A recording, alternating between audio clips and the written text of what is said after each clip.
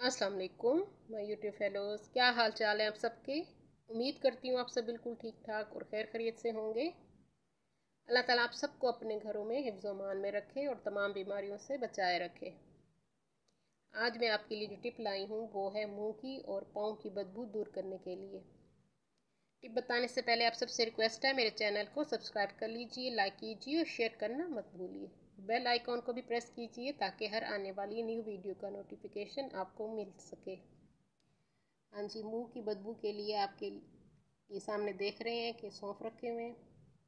मुंह की बदबू इंतहाई नागवार गुजरती है, साथ बैठे हुए ख़ासतौर पर लोगों को बहुत बुरा महसूस होता है और हमें खुद भी बुरा लगता है कि साथ वाला इंसान हमसे दूर हो रहा है हमारे मुंह की बदबू की वजह से। तो आसान सा टोटका है, हमें सौंफ चाहिए। अमूमन मैदे की ख़राबी की वजह से मुंह से बदबू आती है, या दांतों में कोई इन्फेक्शन हो या दांतों में कोई ख़राबी हो तो उस वजह से भी मुंह से बदबू आती है। तो ये सौंफ लेने हैं आपने। हर खाने के बाद सुबह और शाम को आप 2-2 चुटकी सौंफ खा लिया कीजिए। इंशाल्लाह आपके मुंह की बदबू दूर हो जाएगी और आपका स्टमक भी ठीक रहेगा। और दूसरा है पाँव की बदबू।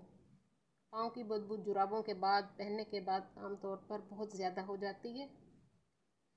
तो मर्द और ख़वातीन दोनों जो बंद जूते पहनते हैं, जो जॉब होल्डर है, बाहर जाते हैं, ज़्यादातर वो बूट का इस्तेमाल करते हैं, चाहे गर्मी हो या सर्दी। तो जो गर्मियों में ख़ास तौर पे पाँव की बदबू बहुत नागवार गुजरती है, तो उसके लिए आसान और आजमूदा सा टोटका है।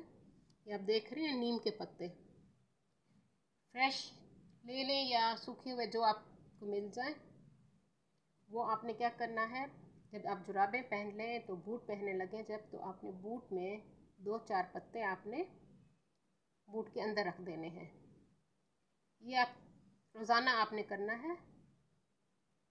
इंशाल्लाह इसके करने से आपके पाँव में बदबू बिल्कुल नहीं आएगी। उम्मीद करती हूँ मेरी आज की ये टिप आपको पसंद आएगी। अपनी दुआ में मुझे याद रखिए और मेरे चैनल को सब्सक्राइब ज़रूर कर लीजिए।